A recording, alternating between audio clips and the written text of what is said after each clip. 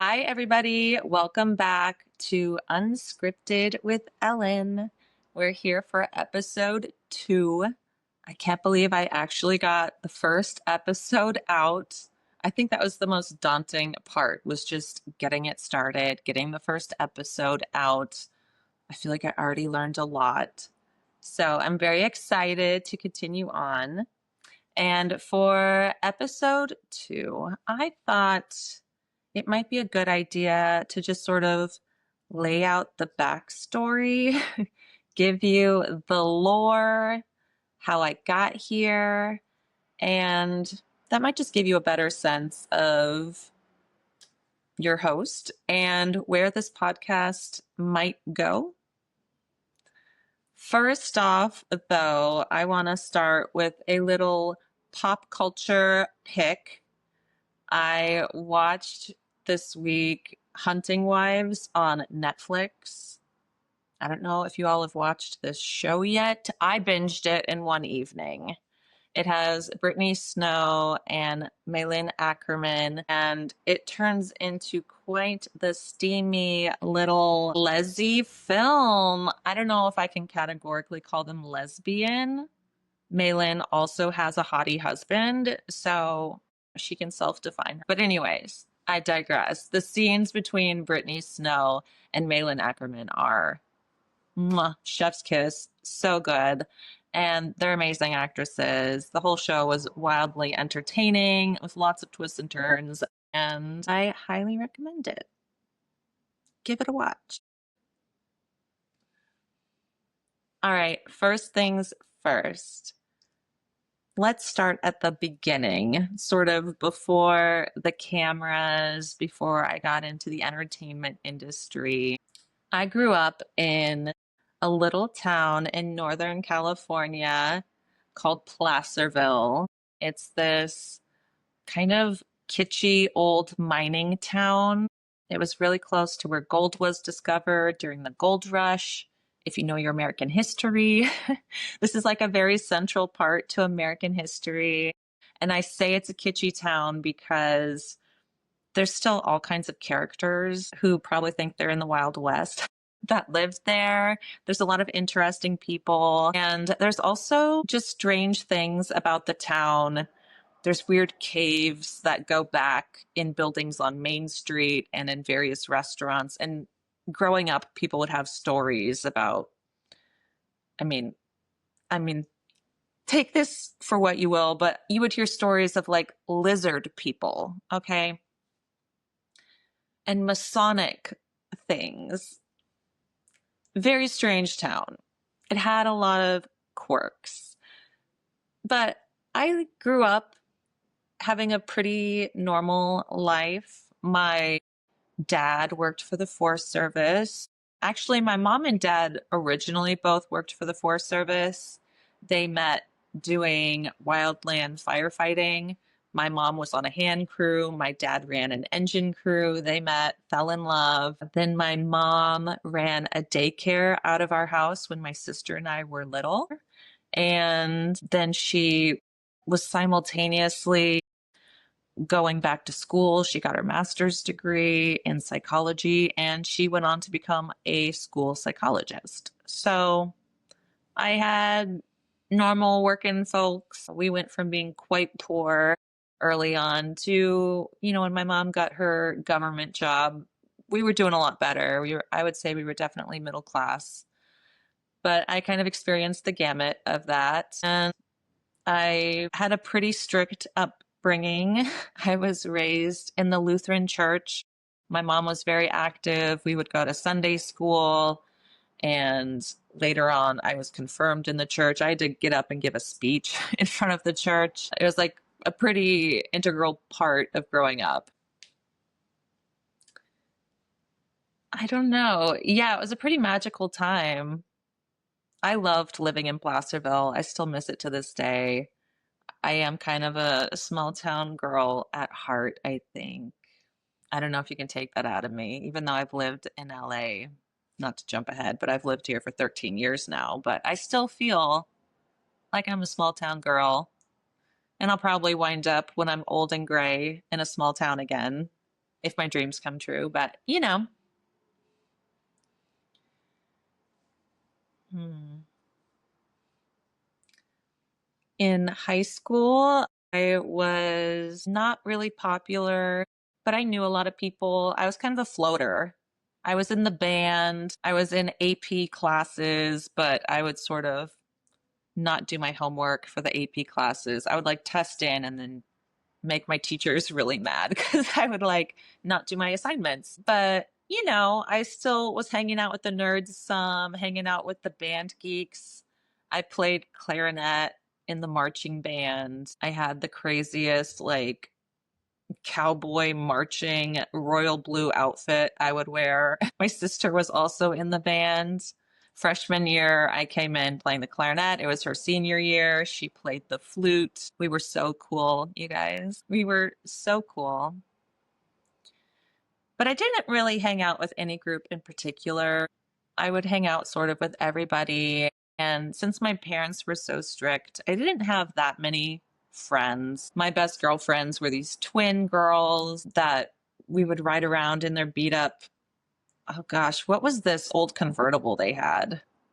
I don't even know the brand of this car. It was some like off brand, really old convertible, but it was a convertible. And we would cruise around in this janky thing. I was a good kid. I was really a good kid growing up. Not that my parents would agree, but they were very strict. And looking back, I think really I did pretty good. I had my stuff together. I had my first boyfriend in high school. He was an anarchist. He wore all black.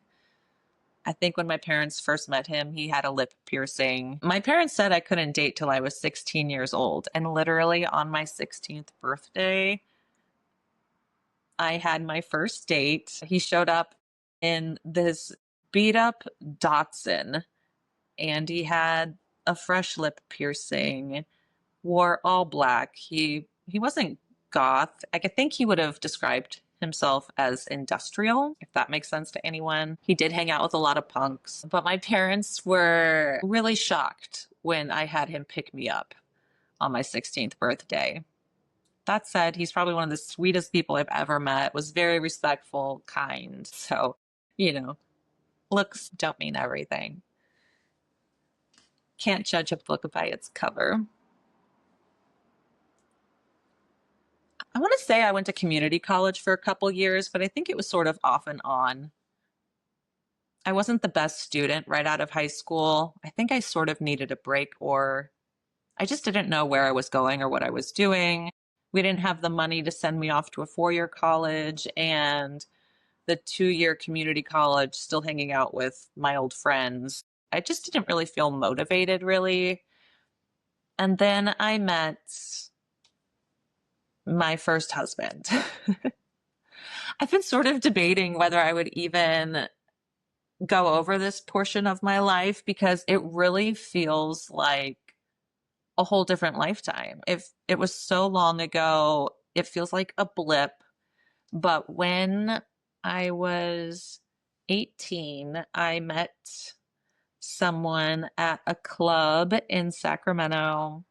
He was in the Air Force, in the military. He was stationed near Sacramento. And we had our little fling at first. We were having fun. And my parents sort of found out I was going to see him, and all hell broke loose. They were not pleased.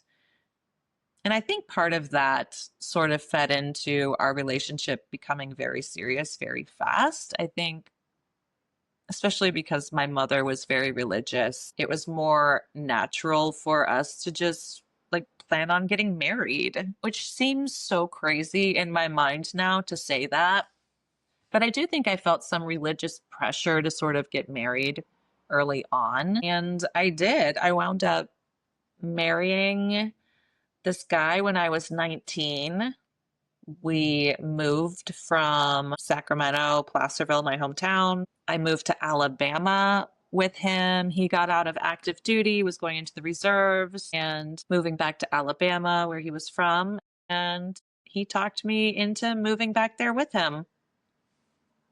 So I didn't really know anyone in Alabama, and I lived there for about 2.5 years.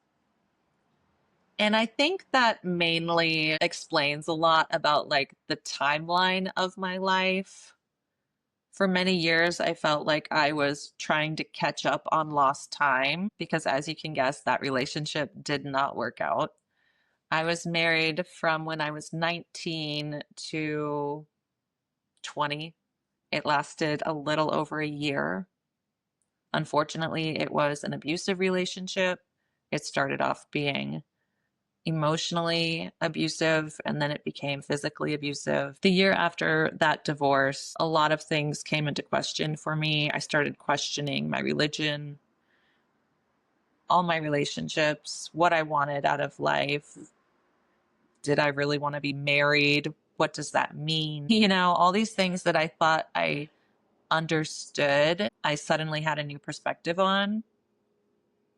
So it was a very, very wild time after my divorce. I was divorced before I could legally drink, which is so crazy to say. But yeah, I was a divorcee by 21. I came back home and I got back into school. I eventually got my 2-year degree at community college. I knew I wasn't ready to transfer and go to a 4-year school because school's expensive. I didn't really know what I wanted to do, but I was really interested in modeling at the time. So I think I remember in high school, I had my first inkling of wanting to work in the entertainment industry.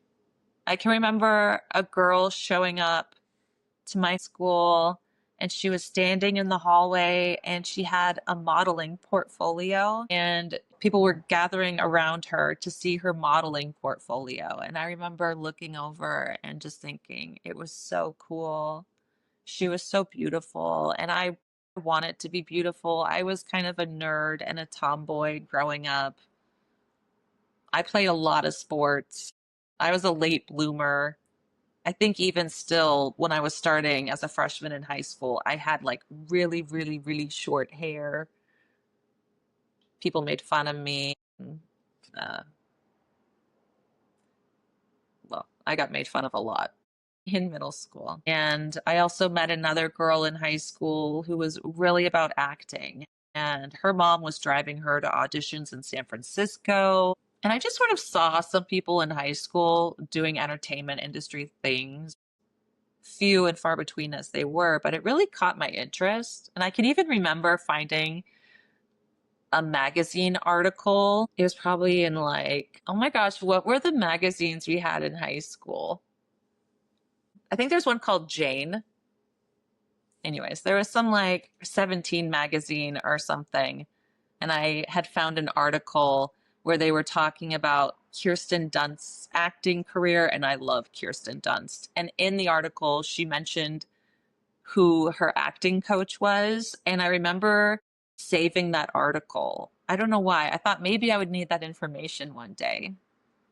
So early on, I was curious about modeling, about acting. Senior year of high school, my two best girlfriends and I drove all the way to San Francisco and we were going prom dress shopping and walking around the city and having the best time. And we were stopped and a lady asked me if I was a model, if I had any interest in modeling. And she gave me her card and she was from a big agency. And I think that was the first time I thought, wow, like maybe I could do this.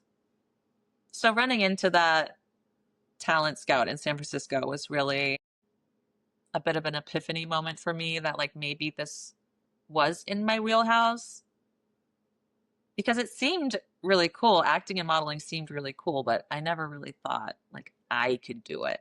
I was so shy. I was nerdy. I was a tomboy, but I wanted to do it. I wanted to try it.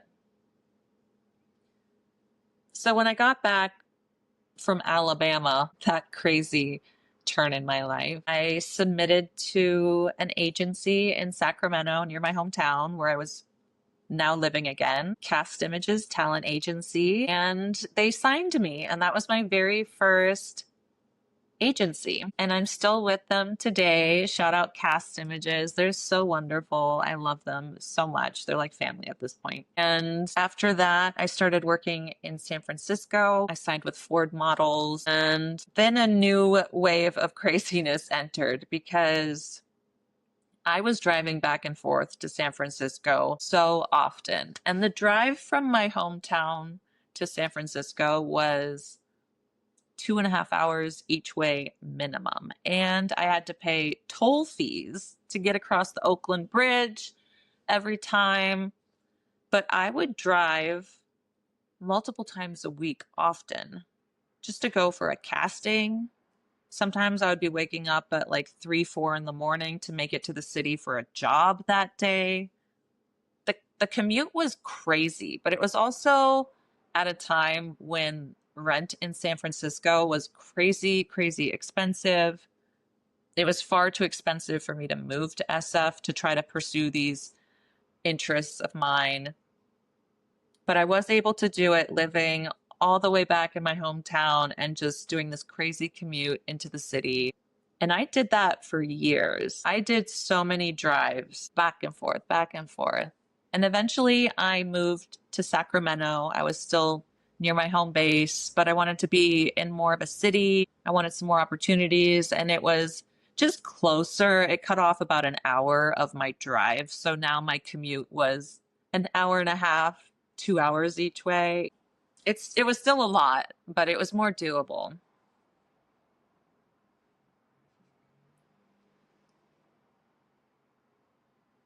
Early days modeling in San Francisco was super fun. It was just really neat. I did some really fun runway shows. I got to travel to Greece and to Paris and work abroad. Some really fun jobs, also some terrible jobs. I worked this amazing print job in Greece. I was on the Peloponnese at a resort.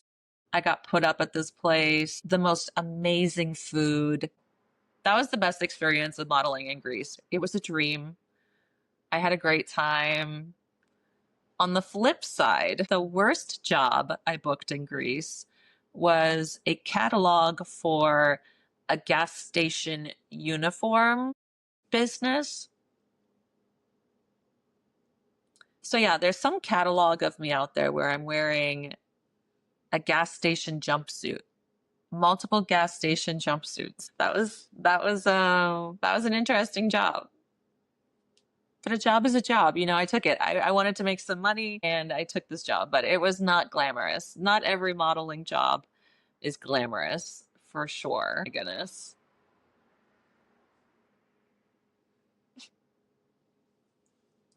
My very first print job was for a magazine, for Parenting Magazine. And I remember the title of it was like, "You need to eat a sandwich." And I was supposed to be like portraying this tired mom. So they had me like leaning on something like this. And yeah, they made it seem like I was starving myself. Anyways, I wasn't even really old enough to have grown children, I felt like at the time. It was a very strange first print job to book.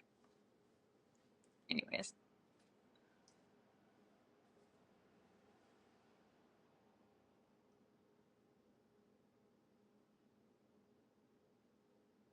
Also, at that time, I was living in Sacramento and I found this random job posting on Craigslist, and it was like looking for aquatic performers,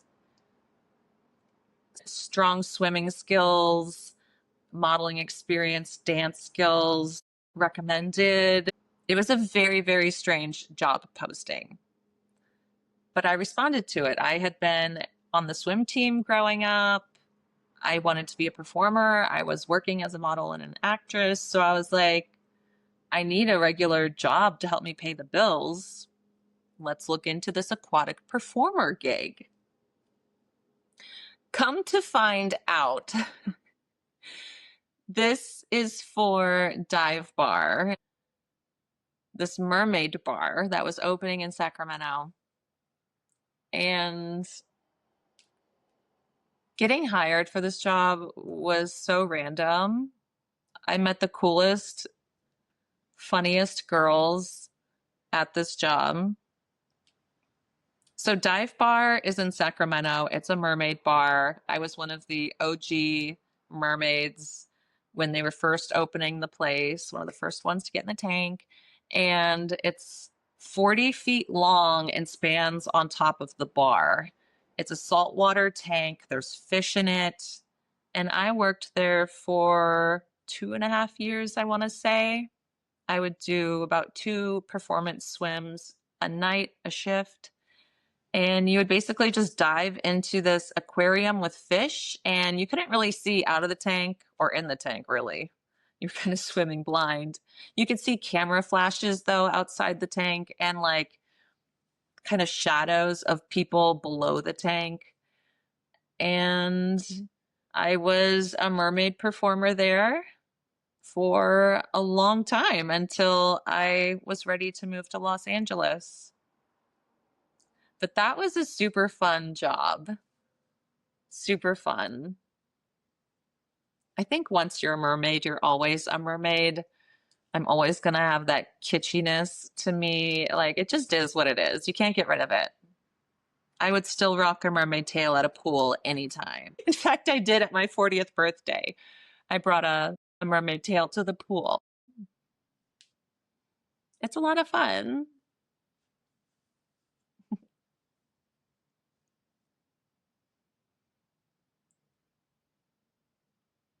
I lived in Sacramento for a few years, and I had felt like I had sort of maxed out the San Francisco job market in entertainment. Like I had booked all the print clients. I had booked a bunch of commercial clients. There wasn't much TV and film shooting in San Francisco, and I really wanted to focus on TV and film. So I got my first agent in LA. My Northern California agent helped me get an agent down in Los Angeles, and I started commuting from Northern California to LA for castings, for jobs. I can remember one crazy day. I woke up super early. I had a casting in Los Angeles. So I drove from Sacramento to LA. It's about a 6.5 hour drive.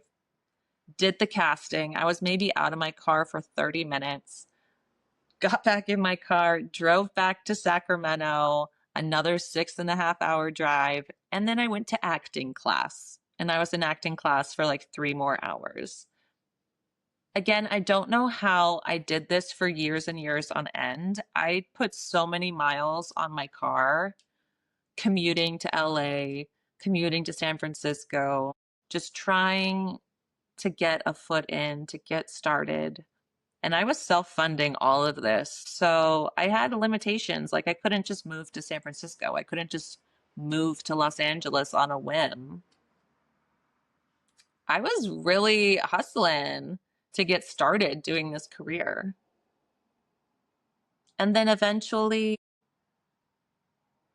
I started to get some clients in LA. I was doing runway shows for Cabby and booking some print clients. And it started to feel like it was the right time to make the jump. So I finally made the leap and I moved to Los Angeles.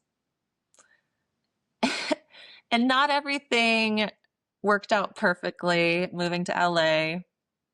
The very first place I moved into, I found it on Craigslist. It was a gal renting a room in her apartment. I moved down to LA. I moved all my stuff down. This was the big move, the big transition. I lived with her for 3 months, and then I came home one day and there was an eviction notice on our door. This girl had been taking the rent money I was giving her and not paying rent with it. And I wasn't on the lease. So there was nothing I could really do about it, but we had to move out of that apartment. So I was scrambling at that point. And that turned into I think the first year I spent in LA, I moved like 5 times in 1 year. It was so exhausting, but I made it happen.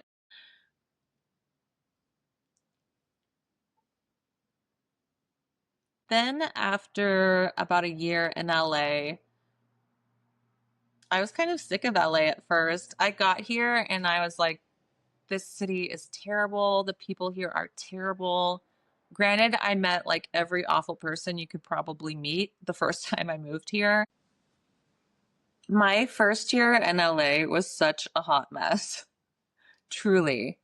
I moved so many times.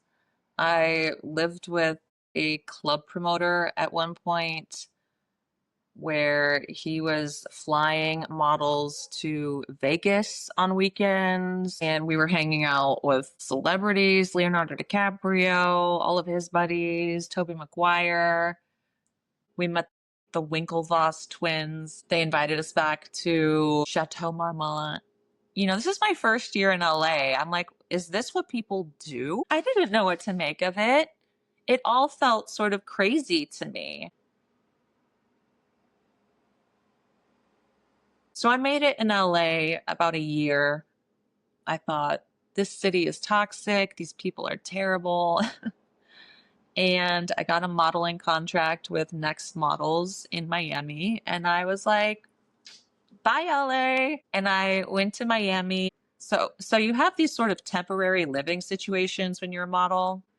I was supposed to just stay there for the season. There's like a modeling season in Miami when the weather is really good. It kind of starts right before Christmas. If you want to go early, like October, November, you're there early season. And then you stay until basically most people actually leave before swim week and then they come back for swim week because by April, it is hot and humid and clients aren't going there to shoot anymore.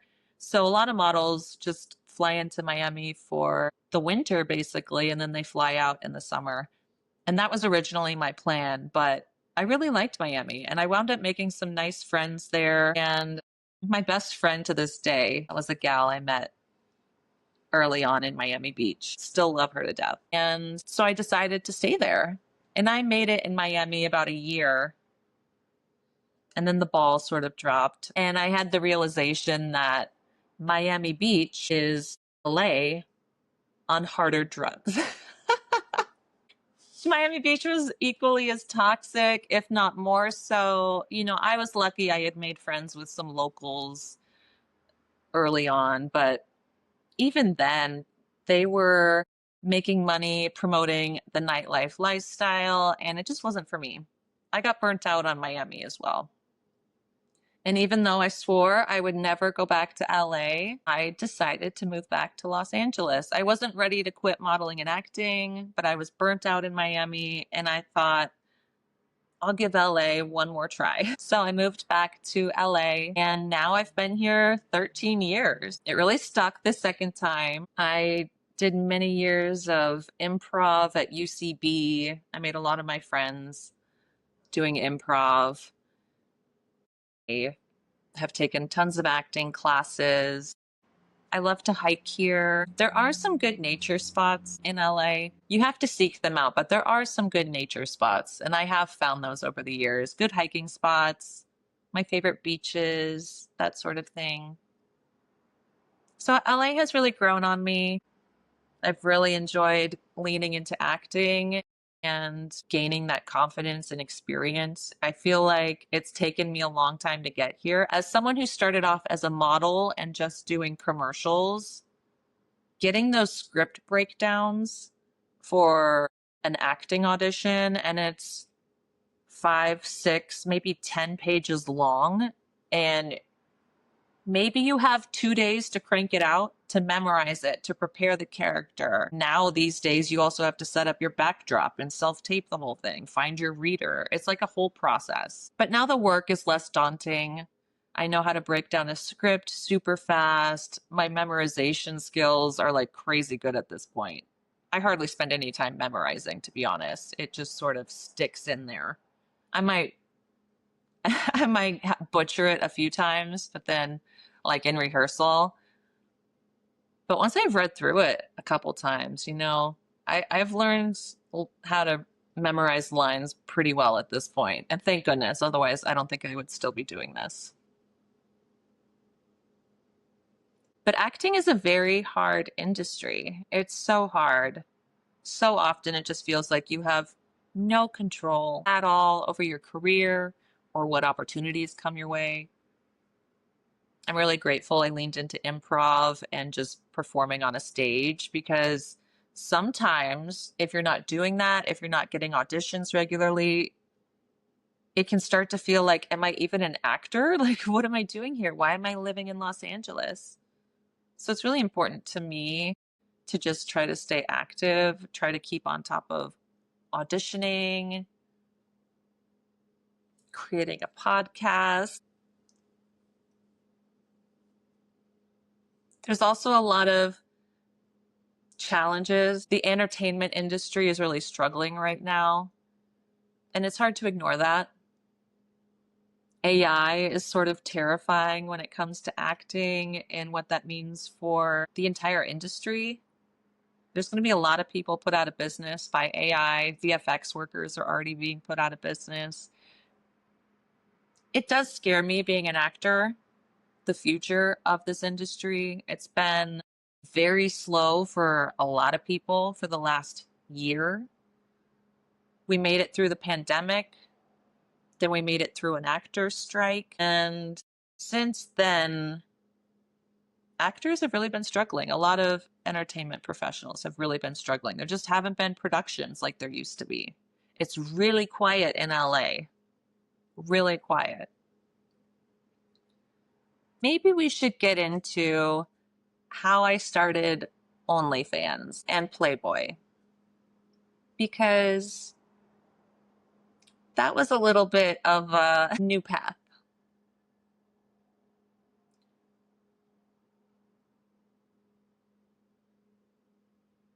I've needed survival jobs most of the time. I've lived in LA.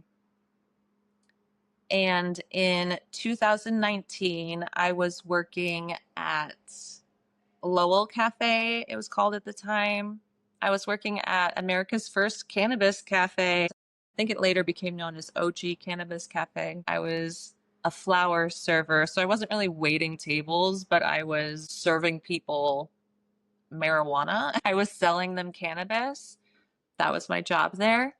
But I was there when they first opened and they really overhired. And then things kind of slowed down and they wound up laying people off right before Christmas 2019.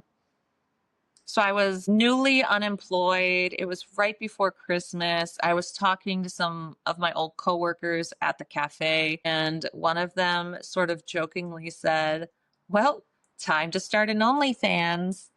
And I was like, "Huh? OnlyFans? What's OnlyFans?" And he's like, "Oh," I wasn't really serious, but he told me what it was. And I was like, hold up a second. I've been taking nude photos for so long. I've been a model my adult life, my like whole adult life. I had been taking nudie pics for editorial campaigns for years. So OnlyFans didn't seem like that far of a stretch to me. I was already having men in my DMs asking me for photos, and it was really annoying. Like constantly men on Instagram would be messaging me for like feet pics or like nudie pics. And it's like, I was really offended at first. And then eventually I was just like, you know what? Sure. And you can pay me. So I signed up for OnlyFans. I was like, why not? And I was on OnlyFans for maybe a year when the Playboy site was starting up, and I was recruited to join the Playboy platform. So switching over to Playboy was a really good fit for me. I feel like it fits my branding and everything I'm trying to do in the entertainment industry. And it's been interesting. It's a means to an end right now, and I don't hate it. I really don't hate it. I get to chat with people online all the time. I take fun photos, all within my boundaries of what I'm comfortable with. I really don't think I'm the most risque person online, and that's fine. And I have lots of clients who are more than happy with that. So I've found a way to really make it fit into who I am and what I'm doing. I really think I was already sort of doing it, and just the means and the will showed up, and I wound up doing it. I'm not sure I would recommend OnlyFans to everyone. I really wouldn't. I think I had a particular background and mindset that it worked for me. I always equated taking nude photographs with my independence, with freedom. Since my divorce when I was 20 and being in an abusive, controlling relationship, it felt really freeing for me to be able to have control of my body and express myself however I wanted without feeling shame. That husband would shame me for just wanting to model. He would think no one should be able to look at me. So to go from that shame mindset about it to embracing it was really healing for me. I've always liked taking nude photos. I just have. And you can really create beautiful art. I think the human body is beautiful. I don't see shame in it. I don't see shame in sexuality. And it's a female-led industry, so of course it's shamed extra hard. I think if men were making as much money on OnlyFans, they would shut up about it. They're all on there buying it anyways, but people judge. They have double standards for themselves and what other people can do. But I really don't mind all that. I already know men are toxic. I already know people will judge. I already know you can't make everyone happy. I already know that I like embracing my body and posing nude and embracing my sexuality and not having shame in it. And I like projecting that for other women. I like owning that space, taking up that space and kind of proclaiming it. It's important that women keep breaking the rules. We don't have to fit into a box. We really don't.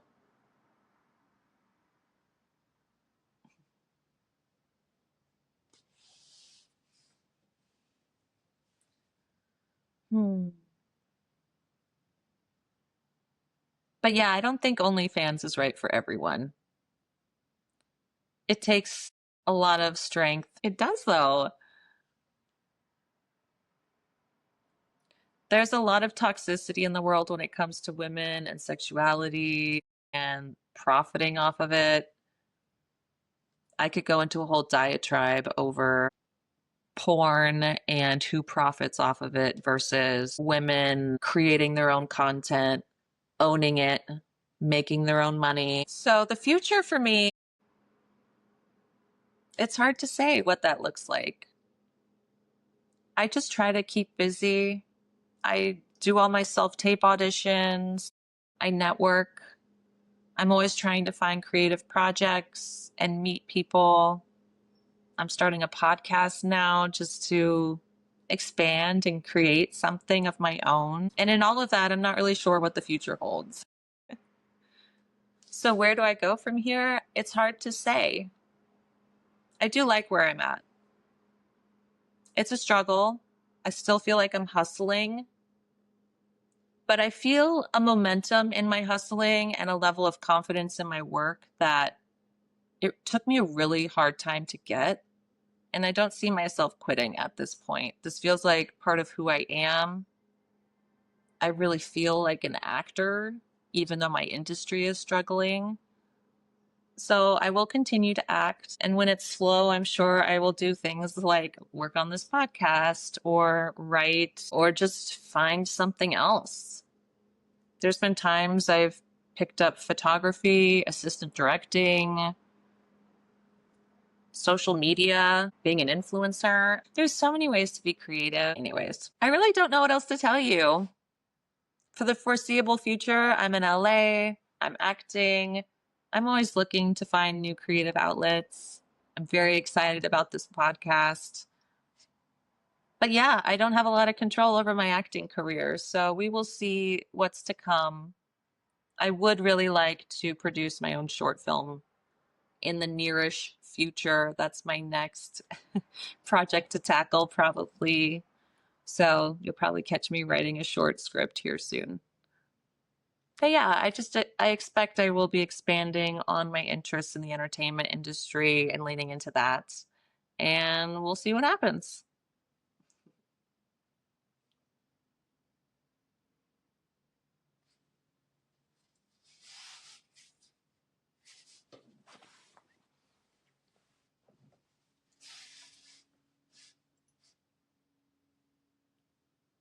Okay, one more thing for this episode.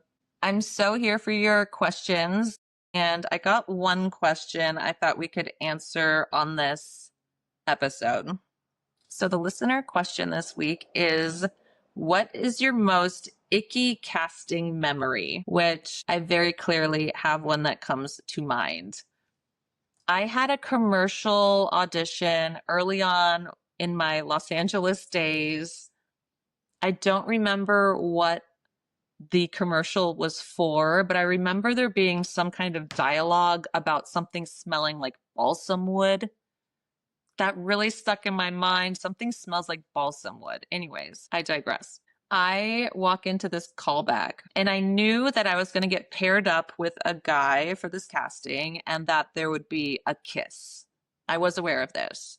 But I go into the casting room and there's four people in there, multiple clients, the casting director, and they basically tell me they want me to make out with this guy who I've never met before. I was not really prepared for this. So suddenly, this balsam wood gum commercial becomes very sexually charged. And I do the dialogue. I'm like sort of out of body. I make out with this guy. He's like full tongue down my throat. Like,